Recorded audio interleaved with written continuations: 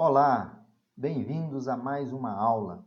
A aula de hoje é sobre proteções contra sobretensões.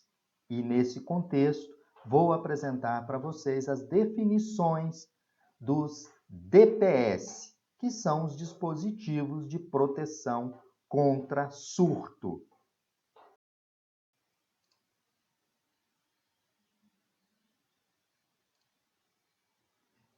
Gente, a nossa aula de hoje é sobre proteções contra sobretensões e vamos falar sobre o dispositivo de proteção contra surto. Vamos fazer uma pequena introdução da nossa aula de hoje, onde eu vou falar para vocês o seguinte: as sobretensões que podem ocorrer em uma instalação elétrica de baixa tensão, elas são classificadas de duas formas, de acordo com a sua origem. Então, eu vou classificar para vocês os dois tipos de sobretensões que podemos ter. O primeiro tipo são sobretensões transitórias. O que são sobretensões transitórias? São aquelas originadas principalmente das descargas atmosféricas e manobras.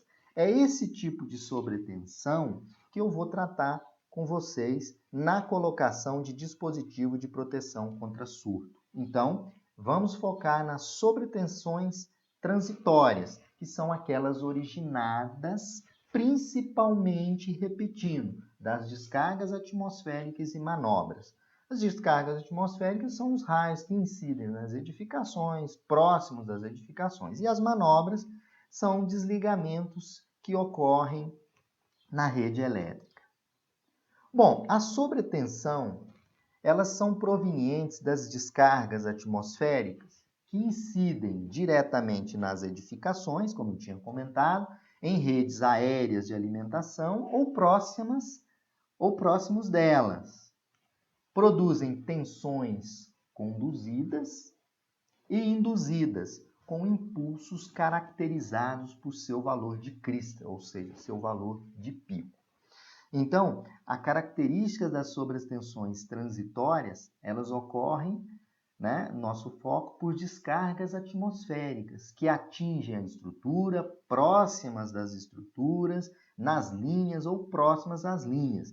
Essas descargas produzem tensões conduzidas e também tensões, além de conduzidas, tensões induzidas, com impulsos caracterizados por seu valor de crista, ou seu valor de pico.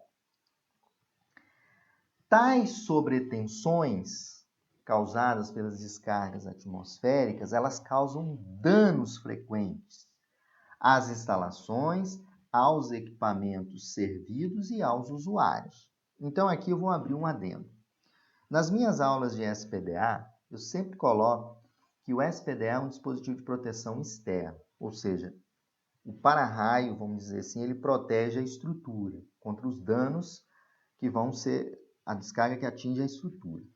Mas existe a necessidade de um SPDA interno, que são as medidas de proteção, para garantir que as sobretensões elas possam ser impedidas para que sejam adentradas nas instalações. Então, o SPDA é interno e externo. Isso deve ser projetado e executado no projeto de uma edificação. Então, voltando às sobretensões, elas causam danos às instalações elétricas. Então, eu posso dizer que o meu SPDA externo não protege as instalações elétricas. Não, porque nós vamos ver que 50% da descarga elétrica que atinge uma edificação, 50% delas retornam pelo sistema de aterramento. Então, voltando aqui, tais sobretensões causam danos às instalações elétricas, aos equipamentos e aos usuários também. Então, medidas de proteção devem ser adotadas. Entre elas, que nós vamos estudar hoje, são as medidas de proteção contra surto, que é a instalação de DPS. E também a equipotencialização faz parte também dessas medidas internas para proteção contra sobretensão. A proteção ela pode ser feita via DPS, que é o dispositivo de proteção contra surto, que é o alvo da nossa aula de hoje. E o segundo tipo de sobretensões, são as sobretensões temporárias. Essas sobretensões temporárias não é o alvo, nosso foco, mas eu estou definindo para vocês. São falhas de isolamento para outra instalação de tensão mais elevada e também a perda do condutor de neutro em esquemas TN, esquemas de aterramento TN e TT. Então, nosso foco aqui são as sobretensões transitórias, que são aquelas oriundas de descargas atmosféricas e de manobras. Para isso, vamos estudar o DPS, dispositivo de proteção contra surto. Já as sobretensões temporárias são aquelas devido à falha de isolamento de uma instalação de baixa tensão para uma tensão mais elevada ou vice-versa e também perda no condutor de neutro. Esse tipo de sobretensão nós não estaremos estudando, estaremos dando foco nessa parte 1 aqui, que é as sobretensões transitórias. Vamos agora aos surtos induzidos ou indiretos. Bom, o que seriam surtos induzidos ou indiretos? As descargas atmosféricas elas podem atingir as linhas de transmissão e distribuição de energia e podem incidir também diretamente em árvores e estruturas no solo. Então, o que acontece? Se eu tenho uma descarga, ela atinge numa linha, ou atinge próxima da linha, ou atinge uma árvore, que são estrutura próxima do solo, isso pode induzir surtos. Esses surtos vão adentrar a minha residência. Então, veja bem, aqui eu tenho uma linha, uma descarga atingindo a linha, tem uma descarga próxima da linha. Aqui eu tenho uma descarga numa estrutura que está no solo, pode ser uma árvore aqui que está próxima a essa residência aqui. Então, o que acontece quando existe a incidência de um raio desse? O que vai provocar? Quando ele incide numa árvore ou incide numa linha, as ondas eletromagnéticas originadas pela corrente elétrica dessa descarga, que circula no canal, né? O que é esse canal? No canal da descarga, se propagam pelo meio. O meio geralmente é o ar. Então, a descarga elétrica ela é tão intensa que ela propaga pelo meio, que é o ar. Né? E estruturas próximas a essa descarga podem induzir essa corrente. Por exemplo, eu tenho uma estrutura metálica próxima, né? Ela vai fazer essa indução e transportar essa corrente para dentro das instalações elétricas. Então, as ondas eletromagnéticas que são originadas pela corrente elétrica que circula no canal da descarga atmosférica se propagam pelo meio. Né? O canal da descarga é o ar, né? Então ela se propaga pelo ar. Isso provoca, induzindo uma corrente elétrica nos condutores metálicos que estiverem em seu raio de alcance. Né? Se eu cai uma descarga, né? Essa descarga ela vem sendo conduzida pelo canal que é o ar. E se eu tenho um condutor perto, ou seja, uma linha de transmissão perto, essa linha vai sofrer um processo de indução devido à corrente, né? Aí, gente, é importante a gente observar que estima-se uma indução em um raio de alcance, né? Se um raio cai a 1 km, a 3 km, ele pode induzir, né, numa linha, induzir tensão numa linha, uma corrente na linha. Por quê? Como eu coloquei aqui, eu vou passar o mouse, quando a descarga atmosférica cai, ela induz uma corrente nos condutores metálicos que estiverem em seu raio de alcance. Não, qual é o raio de alcance que estima-se? Estima-se essa distância da ordem de 1 a 3 km. Então, se o raio cai de 1 a 3 km em uma linha, próximo de uma linha, essa indução de corrente ela pode vir por essa estrutura metálica, por exemplo, os condutores da linha de transmissão. Então, estima-se da ordem de 1 a 3 km. Esse raio, né, de distância que é capaz de sofrer o processo de indução da corrente eletromagnética, da descarga atmosférica. Agora vamos falar um pouquinho dos surtos conduzidos ou surtos diretos. Eles ocorrem quando uma descarga, gente, atinge diretamente sobre um componente da instalação, sobre a edificação ou sobre pontos muito próximos a elas. Nesse contexto, eu fiz um desenho mostrando para vocês, né, que os surtos conduzidos, o anterior era surtos induzidos, eles podem ser induzidos até um raio de alcance de 1 a 3 km. Aqui são surtos conduzidos, que são aqueles quando a descarga atmosférica atinge diretamente a estrutura ou um componente da instalação, né, ou pontos muito próximos a ele. Todos os elementos metálicos presentes ali, né, todos os elementos metálicos ali existentes e o eletrodo de aterramento, eles ficam, por fração de segundo, submetidos a níveis diferentes de tensão. Isso é importante. Essas diferenças de tensão, elas vão gerar correntes de surto, que circularão, gente, por diversos pontos da estrutura, inclusive, e no nosso caso, principalmente, pela instalação elétrica. Então, veja bem, todas as estruturas metálicas ali, próximo da incidência da descarga, vão sofrer um processo condutivo, ou seja, essas diferenças de tensão vão gerar correntes de surto, que circulam por diversos pontos da estrutura, inclusive parte da instalação elétrica. Então, todos os elementos metálicos ali existentes, onde a descarga atinge, principalmente o eletrodo de aterramento, eles ficam por frações de segundo submetidos a níveis diferentes de tensão. Então, esses são surtos conduzidos ou diretos. Proteção contra surtos. Somente o SPDA, que é o Sistema de Proteção contra Descargas Atmosféricas, gente, ele não é suficiente. Por quê? Como eu coloquei em várias aulas de SPDA, é um sistema externo, que é o SPDA, e um sistema interno.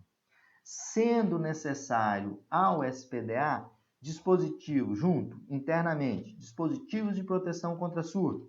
Segundo, existência de um aterramento eficiente e adequado. E sistema de potencialização locais, para evitar a diferença de tensão. Então, somente o SPDA ele não protege contra surto. Na verdade, é necessário, além do SPDA externo, que são os vários métodos, gaiola de Faraday, Franklin e o próprio SPDA estrutural, existe a necessidade da inserção de dispositivos de proteção contra surto, a existência de um aterramento adequado e o sistema de repotencialização. Bom, o dispositivo de proteção contra surto, ele é destinado a limitar as sobretensões transitórias, né? Chamado atenuador de tensão, ou supressor de surto, ou desviar de correntes de surto, ou desviador de corrente de surto. Os fabricantes, para os dispositivos DPS, eles devem fornecer a tensão máxima de operação contínua do DPS, é um dado importante, que é a tensão nominal do DPS e a frequência nominal do DPS. Então, primeiro ponto, que o fabricante deve fornecer a tensão máxima de operação contínua, tensão nominal do DPS e a frequência nominal. Segundo ponto, é a classificação do ensaio. Qual é o ensaio que está sendo realizado e os parâmetros de descarga. E o ponto 3, o terceiro ponto importante que o fabricante deve fornecer é a corrente máxima, parâmetro da onda em que o DPS foi ensaiado. Qual é o I máximo em quiloampere que o DPS foi ensaiado. Isso é importante o fabricante colocar e informar isso no seu manual.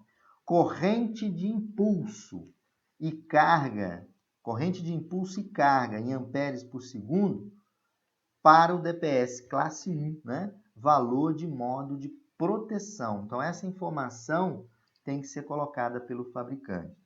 Corrente de descarga nominal, que a gente chama de IN, para o DPS classe 2, né? Valor para cada modo de proteção. E tem que informar o nível de proteção, ou seja, o valor da tensão de operação, ou seja, o valor de UP. Então, o fabricante tem que informar o nível de proteção da tensão. O DPS classe 1, qual é o valor do UP? O DPS classe 2, qual é o valor do UP? Isso tem que ser informado pelo fabricante.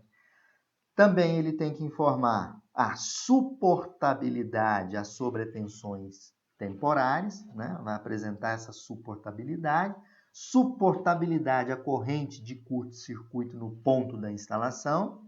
Então, são esses dados, né, que o fabricante de DPS, que são os dispositivos de proteção contra surto, devem apresentar. Bom, quais são os tipos de DPS que nós temos? Nós temos o DPS comutador de tensão ou DPS curto-circuitante. É um dispositivo que tem a propriedade de mudar bruscamente o valor de sua impedância de um muito alto para praticamente desprezível, em função do aparecimento de um pulso de tensão em seus terminais. Então, esse tipo de DPS, inclusive a NBR 5410, fala que a gente pode utilizar DPS comutador de tensão ou DPS curto-circuitante. É aquele em que existe uma mudança brusca no valor da sua impedância, de muito alta para um valor praticamente desprezível, né? Em função do aparecimento de um impulso de tensão em seus terminais. Então, esse é o primeiro tipo de DPS, são os DPS curto-circuitante ou comutador de tensão. Eles são construídos com centelhadores. Eles podem ser construídos com centelhadores de gás, centelhadores a gás ou centelhadores a ar. Então, esse é o primeiro tipo de DPS. São os DPS curto-circuitantes, que é importante frisar, propriedade que eles têm de mudar bruscamente o valor de sua impedância de muito alto para praticamente desprezível. Ou seja, ele está em condições normais com uma alta impedância, quando tem um impulso de tensão acima do valor especificado, ele apresenta bruscamente uma impedância nula, ou seja, praticamente desprezível. Então, ele faz o aterramento, ele joga todo aquele impulso nos seus terminais para o sistema de aterramento. Podem ser construídos por centelhadores a gás ou centelhadores a ar. Que aqui está um exemplo com 3 eletrodozinhos, que é o centelhador.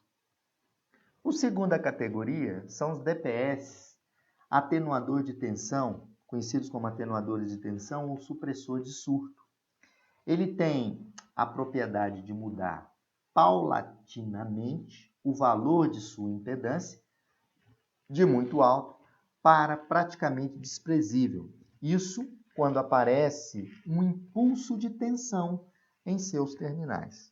Qual a diferença do DPS 1 para o DPS 2? O DPS 2, que é o atenuador de tensão ou supressor de eco, a variação da impedância dele de um valor alto para um valor muito baixo, ela não ocorre de forma brusca, ela ocorre de forma lenta, ou seja, ocorre paulatinamente, de um valor de impedância muito alto para praticamente desprezível. Eles são construídos a partir de varistores de óxido de zinco ou de carbeto de silício. Então, veja bem, essas são as categorias que nós temos de DPS. DPS comutador de tensão ou centelhadores, ou curto-circuitante, ou DPS atenuador de tensão, supressor de eco.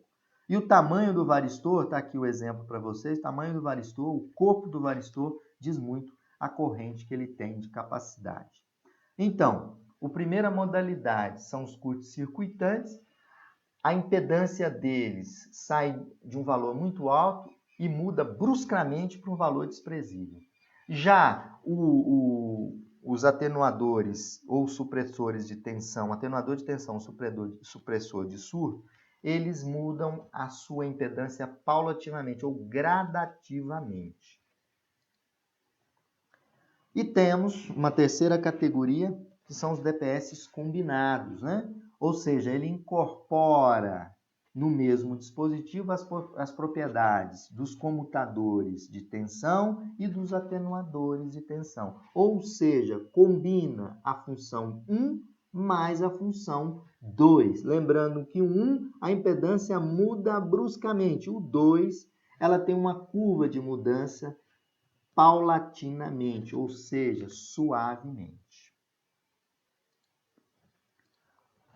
Bom, como eu tinha comentado sobre a curva de atuação do DPS curto-circuitante, ou seja, a impedância ela muda de um valor alto para um valor muito baixo bruscamente. Então, eu tenho aqui um nível de desequilíbrio, ocorre um desequilíbrio nesse pulso aqui, olha, nesse ponto, né? O que acontece com a minha impedância? Ela cai bruscamente, né? Aí o meu pulso, ela vai fazer com que como ela cai bruscamente, ela aterra todo o sinal, né? Leva todo o sinal para o aterramento. Então, ele vem e tem essa característica, o pulso de tensão. Ali ele é atenuado, ó. Ele é atenuado para o terra, né? Ó, dá um pulso aqui para o dispositivo curto-circuitante, ele cai bruscamente, né? Apresentando uma impedância muito baixa. Já a curva de atuação do DPS não curto-circuitante, são um supressor de surto, vocês podem observar que eu tenho um nível de desequilíbrio quando eu tenho um pico de tensão, né?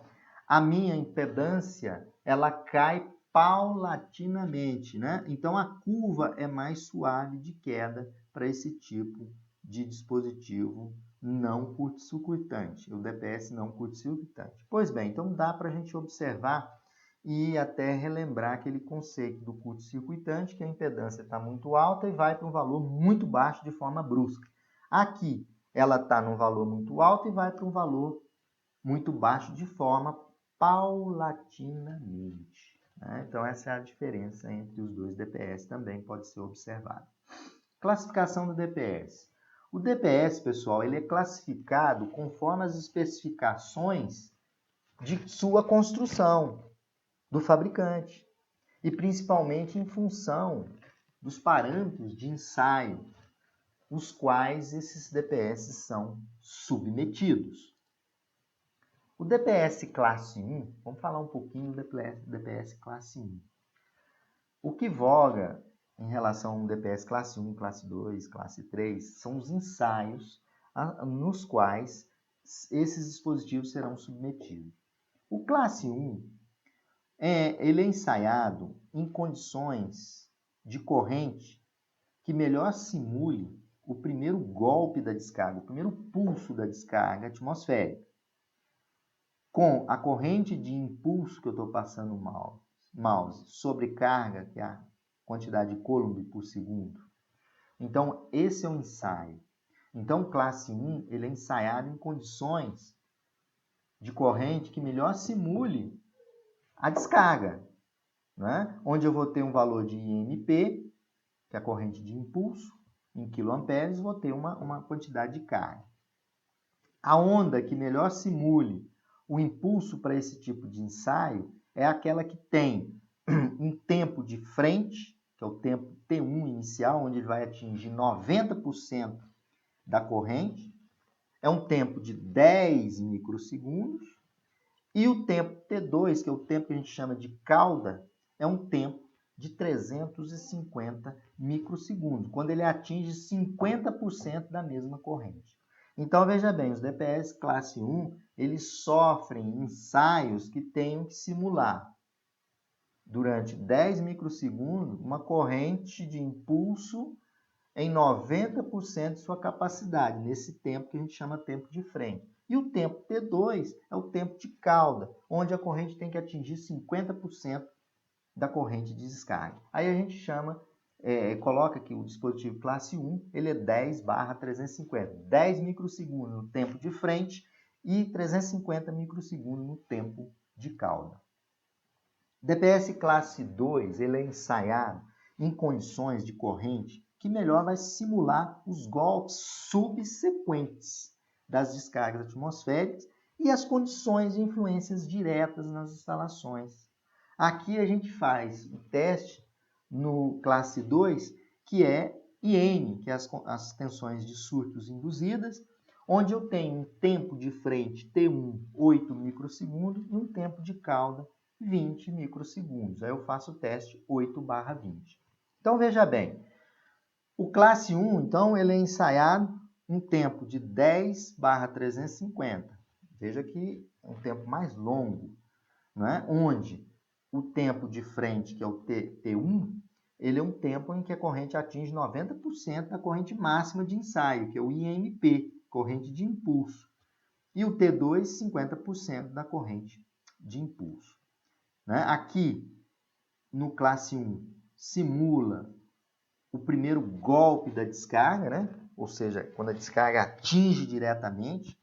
Né? E o classe 2 é quando a descarga atinge, né, uma estrutura próxima, né, onde você vai analisar a descarga subsequente. Né? E as condições de testes aqui, vamos levar em conta a corrente de surto induzidas, né? E N. O tempo T1 é 8 microsegundos e o tempo T2, 20 microsegundos. DPS classe 3, né? Por ser um dispositivo atenuador de ajuste de tensão, utilizado em níveis internos de proteção, esse DPS ele é ensaiado com forma de onda combinada. A gente faz uma combinação de forma de onda. Aplica-se no dispositivo um impulso, uma tensão UOC, de 1,2 a 50 microsegundos. E com um impulso IN, na corrente de surto induzida, com duração de 80/20 microsegundos. Desse resultado, o que o fabricante espera? Obtém-se uma impedância fictícia que não possa ultrapassar 2 ohms. Então, veja bem que o classe 1, os testes, os ensaios são mais severos que o classe 2 e o classe 2 tem ensaios mais severos do que os dispositivos de classe 3. Então, o DPS ele é classificado em relação à sua construção e, principalmente, aos ensaios, aos parâmetros de ensaios quais são submetidos. Então, os classe 1 são submetidos a ensaios mais bruscos, né? Com tempo de 10/350. Já o classe 2, ensaios 8/20, 8 microsegundos, 20 microsegundos, da tensão e da corrente IN, enquanto o classe 1 é da corrente IMP. E o classe 3, os ensaios são submetidos através de impulso de tensão de duração de 1,2 a 50 micro. E injetados um impulso de corrente de surto, IN, que a gente chama, 80/20. E a impedância não pode, fictícia não pode ultrapassar 2 ohms. Aqui, uma figura mostrando para vocês quem é T1, né? É o tempo de frente que a gente chama, que eu citei aqui. É o tempo para a corrente atingir 90% do seu valor. E o tempo de cauda, que é o tempo T2, é o tempo para a corrente atingir 50%. Olha, ela atinge 50% do seu valor, que é o que a gente chama de tempo de cauda. Né? Aqui esse O1 é a origem da descarga, né? Aí tem a intensidade, o tempo T1, 90% da corrente, e o tempo T2 é o tempo de cauda, é o tempo para a corrente atingir 50% do impulso.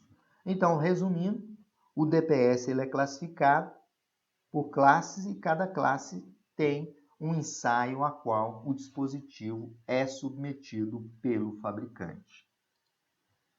Ainda falando um pouco da classificação do DPS, vocês podem observar aí, eu fiz uma curva para vocês, né? A curva do DPS classe 1, ele tem impulso de 10, impulso de frente, né? Que é a corrente até atingir 90% da corrente máxima, né? Da descarga. E aqui, 350 é o tempo de cauda, onde ele atinge 50% da corrente. Então, esse aqui é um ensaio, um DPS classe 1, onde o tempo T1, é esse tempo aqui, que é o tempo de frente, que vai atingir 90% da corrente máxima, e aqui 50%, esse é o tempo de cauda. Então, a gente chama de 10/350 microsegundos. O outro exemplo é um ensaio do classe 2. Vocês podem ver que o classe 1, a curva é bem mais alargada, né? Ele é submetido a correntes intensas por um período de tempo maior. Aqui no classe 1, o ensaio dele, vocês podem observar que o tempo de frente, estou passando o mouse, é 8 microsegundos, está aqui, quando ele atinge 90% da corrente máxima, e eu faço o teste durante 20 microsegundos, quando ele atinge 50% da corrente. Então, podem observar que os ensaios do classe 1 são mais severos do que o classe 2.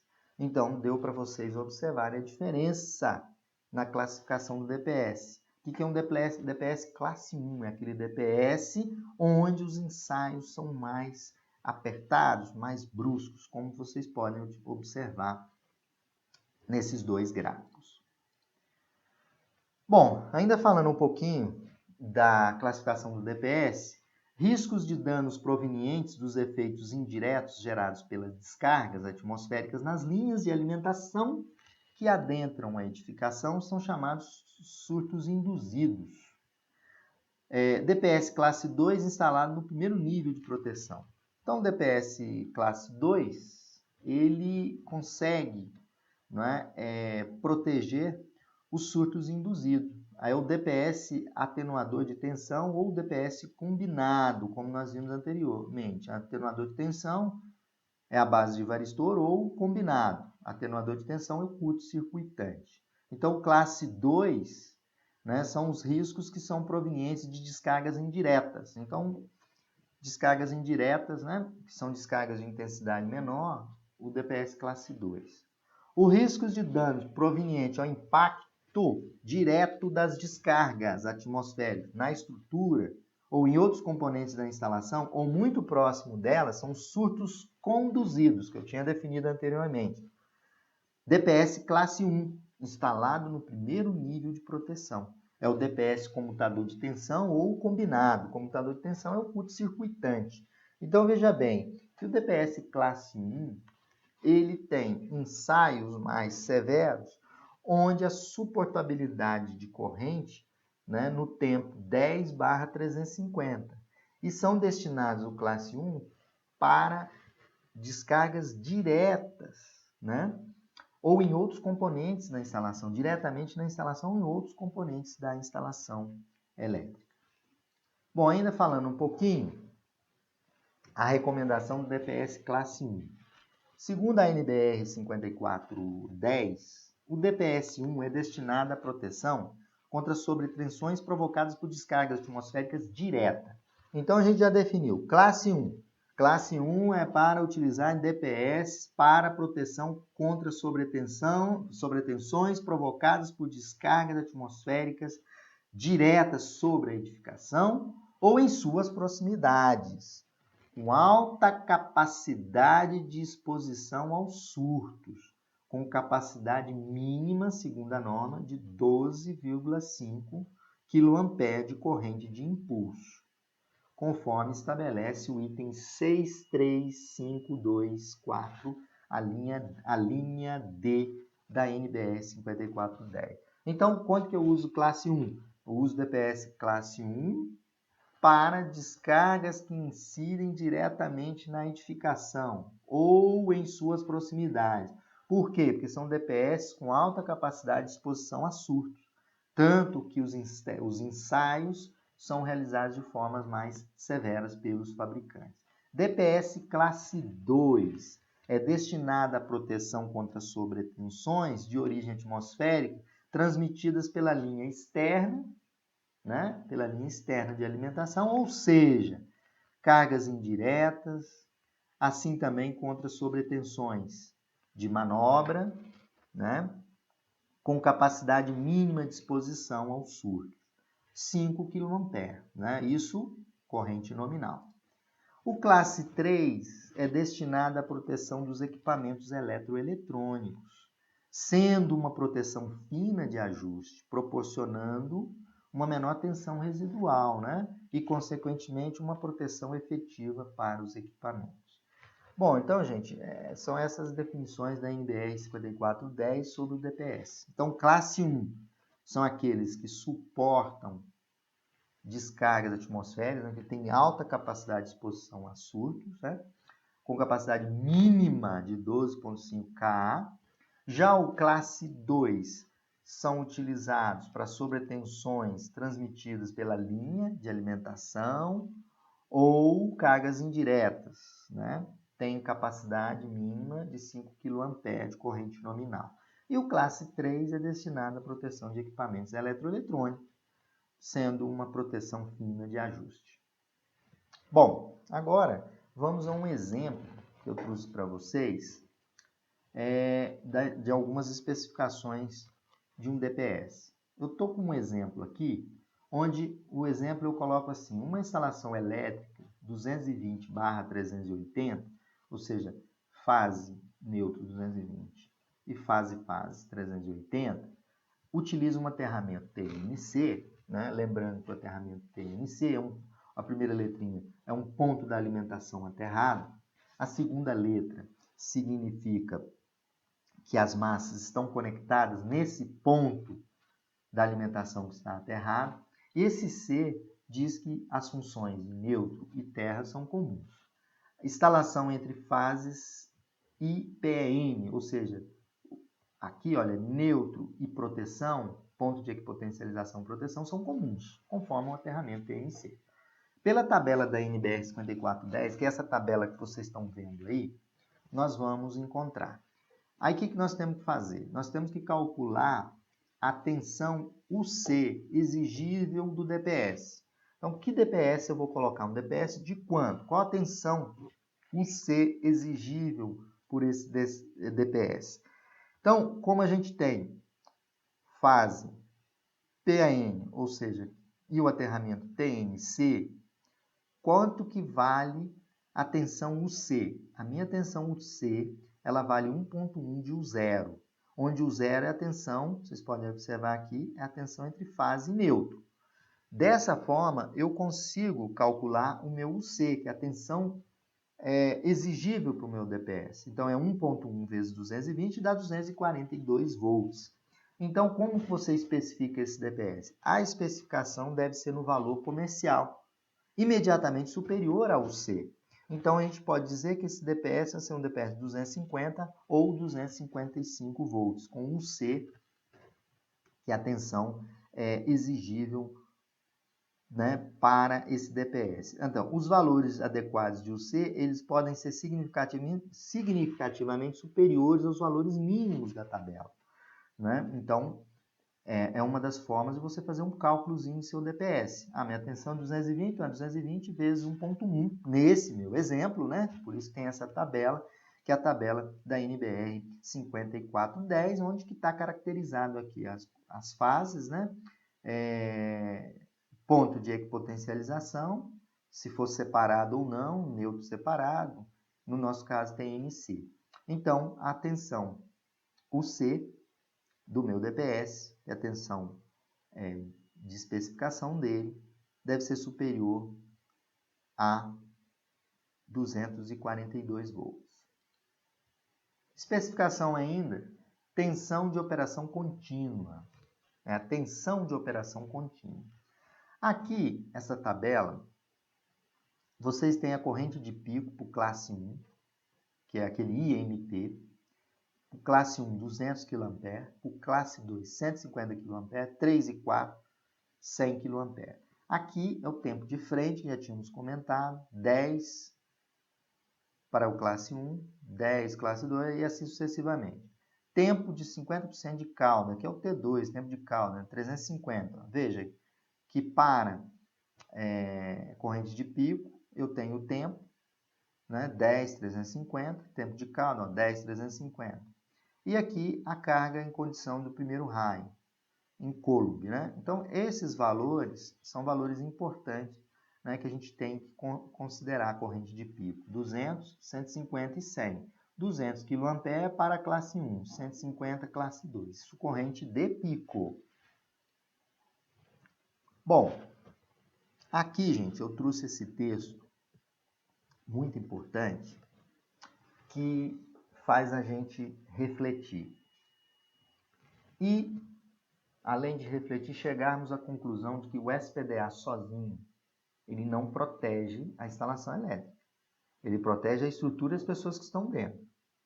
Então, veja bem, o que é a IEC, que é uma norma internacional, a IEC 62305/4, ela convenciona que a corrente elétrica da descarga atmosférica, ela se divide ao longo do SPDA, sendo que, ao chegar ao solo, metade dessa corrente se dispersa nele, no solo, e a outra metade retorna para a instalação.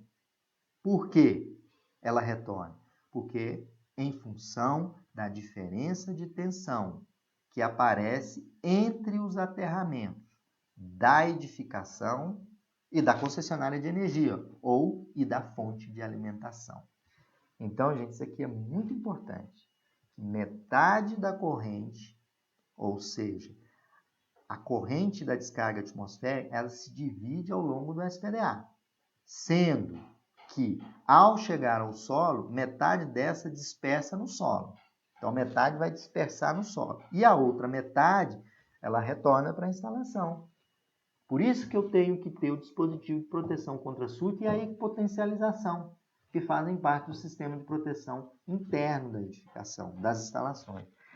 Por que metade retorna? Ela retorna em função da diferença de tensão que aparece entre os aterramentos da edificação e o aterramento da fonte que alimenta a edificação. Outro exemplo de especificação de DPS. Nós especificamos anteriormente, né, a tensão de UC de trabalho do meu DPS. Agora vamos imaginar um edifício residencial onde o projetista de SPDA escolheu um nível máximo de proteção para esse edifício, que é nível 1. E é utilizado um esquema de aterramento TNC e uma rede de alimentação trifásica. Então o projetista lá escolheu o nível 1 de proteção, o SPDA é o nível máximo de proteção, e o aterramento da edificação TNC, uma rede trifásica. Bom, eu tenho que calcular a corrente, tem que buscar lá na tabela qual é a corrente da descarga atmosférica de nível 1. Bom, se vocês observarem anteriormente, vou voltar aqui na tabela, olha aqui a corrente de descarga, parâmetros da corrente da descarga atmosférica. Corrente de pico, nível 1, 200, nível 2, 150, 3 e 4, 100. Né? Isso é nível da corrente de descarga, ok, gente? Então, essa tabela, nível da corrente de descarga. Tanto que aqui que eu concluo para vocês, 50% dispersa no solo, os outros 50% retorna para a instalação devido à diferença entre os aterramentos, né, da alimentação e aterramento da edificação. Então, o projetista escolheu nível 1. Se o projetista escolheu o nível 1, qual é a descarga submetida ao nível 1? 200 kA. E qual é a duração? 10,350, ou seja, tempo de frente 10 microsegundos e tempo de cauda 350. Isso é importante. Outro fato muito importante, corrente de surto conduzida no interior da instalação. Olha, como nós comentamos, que 50% dispersa no solo e 50% retorna para a instalação, então a corrente de surto na instalação é 200 kA dividido por 2, a metade retorna. Então qual seria a corrente de surto conduzida no interior da instalação? 100 kA. Número de condutores metálicos externos que adentram na edificação. O sistema não é trifásico, 3 fases mais um neutro, então são 4. Então, aqui, número de condutores metálicos externos que adentram a edificação. São 4, 3 fases mais um neutro. Então, N igual a 4. Corrente de surto, vamos calcular agora qual a corrente de surto imposta a cada condutor. Nós tínhamos calculado anteriormente a corrente de surto, que é 100 kA, é a metade da corrente da descarga, que a metade fica no solo, né, dispersa no sistema de aterramento. A corrente de surto imposta para cada condutor, eu vou pegar 100 kA, que é a corrente de surto aqui, 100, e vou dividir pelo número de condutores, 100 dividido por 4. Então, qual é a corrente de surto imposta em cada condutor? 25 kA. Bom, a corrente de impulso especificada para o DPS, então eu vou especificar um DPS, que é esse DPS aqui. Qual é a corrente de surto imposta a cada condutor? 25 kA. Então, quando eu for escolher a corrente de impulso especificada para o DPS, ela deve ter valor comercialmente encontrado imediatamente superior a essa corrente, que é a corrente de surto. Então, poderia eu escolher um DPS com corrente de impulso de 50 kA? Poderia, porque a corrente imposta a cada condutor de surto é uma corrente de 25 kA. Então, eu vou ter que escolher um DPS, por exemplo, se eu tiver um DPS de 30 kA. Ok? Então, com esse exemplo, nós já encontramos qual o valor da corrente de impulso, qual o DPS que eu vou utilizar para instalar nessa situação, um SPDA nível 1, por exemplo. Bom, ainda um pouco da especificação do DPS, eu vou comentar com vocês como o estudo que nós fizemos visa a proteção contra surtos induzidos, e seu foco é minimizar os surtos já atenuados pela impedância das linhas, ou DPS classe 1 instalado no montante, né, os valores de N podem ser calculados pelo método do nível de exposição, né, provenientes das descargas atmosféricas. Então, o que eu estou dizendo com isso aqui? Quando a gente vai calcular um DPS, a gente tem que levar em conta os fatores de exposição a surtos provenientes das descargas atmosféricas, que é o fator F. E o TD é o índice serálnico. Isso aí vai depender, quando você faz o projeto do SPDA, cada região tem o valor de TD. E tem o LBT, que é o comprimento em quilômetro da linha, né, de alimentação. E o sigma, aqui, é o posicionamento, situação e a topologia da linha, né, que a tabela aqui mostra. Ó, sigma 0 para linha aérea e edificação completamente envolvida, sigma 0,5 para linha aérea e edificação com algumas estruturas próximas, né, 0,71, que é o pior caso, para linha aérea e edificação sobre morro, em presença de água superficial e área moça. Bom, então, esse fator F é o nível de exposição. Vocês podem observar aqui que, de acordo com esse fator F, eu escolho a corrente IN. Nós calculamos anteriormente corrente de impulso. Para mim calcular a corrente IN do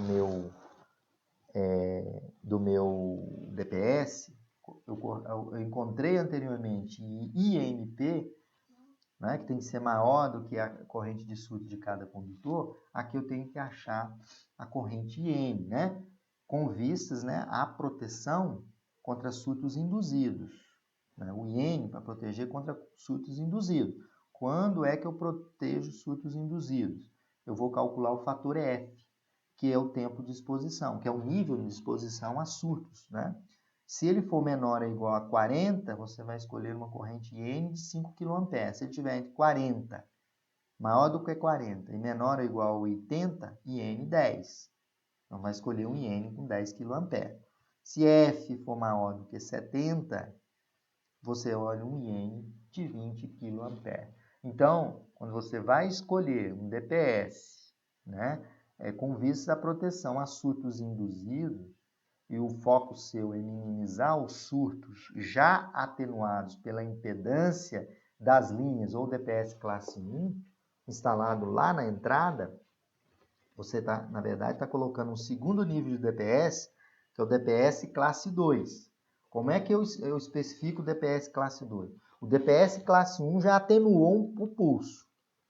Aí ele passa para o DPS classe 2. Como que eu especifico o DPS classe 2? Eu utilizo toda essa metodologia que eu estou mostrando aqui para vocês, onde eu tenho que encontrar a corrente nominal de surtos induzidos, que eu mostrei anteriormente, que é o IN, que a gente faz o cálculo em função dessa expressão aqui. Onde TD, lembrando, que é o índice serálnico. Vocês vão lá no Instituto de Pesquisas Espaciais, tem lá as curvas serálnicas, ou na própria NBS 5419 tem esses valores. LBT o tamanho da linha e sigma é as condições da linha. Dessa forma, coloquei um DPS classe 1, ele já atenuou o impulso. Aí vou colocar um DPS classe 2, já para atenuar o quê? Aos impulsos induzidos pela descarga direta. Né? Então isso é muito importante observar. Bom, as correntes nominais normalizadas são IN 5 A por modo de proteção, IN 10 kA para DPS de neutro com ligação monofásica e 20 kA para DPS de neutro com ligação trifásica. Nesse caso aqui, para F maior do que 70, eu vou usar 20 kA. Então, gente, o que eu quis colocar aqui no exemplo? Primeiro exemplo, eu escolhi um DPS classe 1 para atenuar a descarga direta. Depois eu vou colocar um segundo nível de DPS, que é o classe 2, para segurar as descargas induzidas pela descarga direta. Então, a descarga caiu diretamente, eu vou ter outros pulsos induzidos. Aí eu coloquei um DPS classe 2. Esse DPS classe 2, eu calculo ele em função dessa metodologia que eu apresentei aqui para vocês, onde eu vou calcular a corrente em N, e N é a corrente de surto induzido. Bom, níveis de ligação para DPS. Também essa figura extraída da NBR 5410, nós temos os níveis aqui de DPS. Então, eu vou começar aqui por UP. Né? UP, vendo a tabela aqui, é a tensão de impulso suportável requerida pelo DPS. A categoria do produto é definido em kV. Então, veja bem, sistemas trifásicos, 220 e 380, produto a ser utilizado na entrada da instalação. É categoria 4, na entrada da instalação.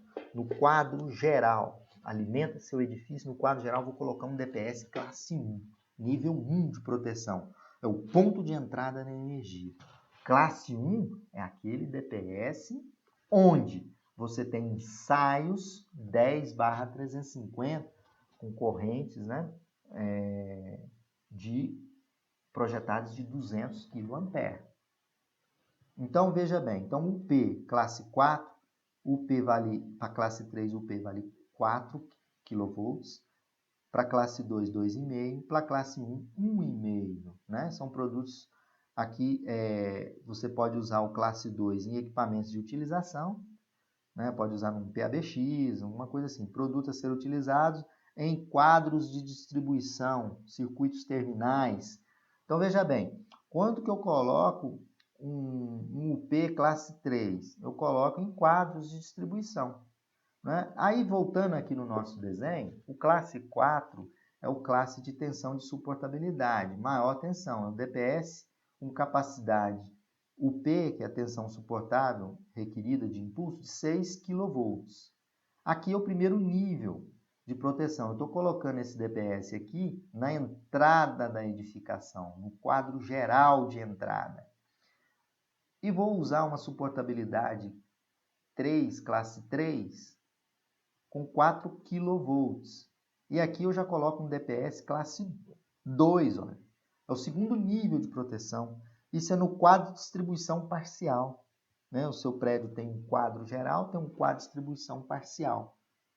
Aqui eu coloco e calculo aqui um DPS classe 2, ó, nível 2, né?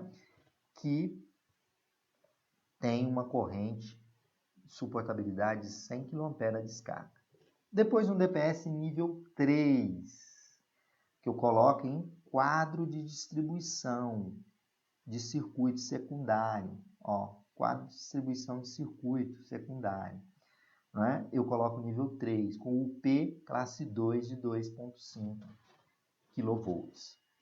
E no último nível, eu boto aqui o nível 4 no DPS, é para proteger tomadas para equipamento de utilização. Boto um equipamento lá, vou utilizar esse equipamento e coloco ele na tomada. Então, o DPS classe 4 é aquele DPSzinho que tem uma tensão de suportabilidade de 2,5 kV.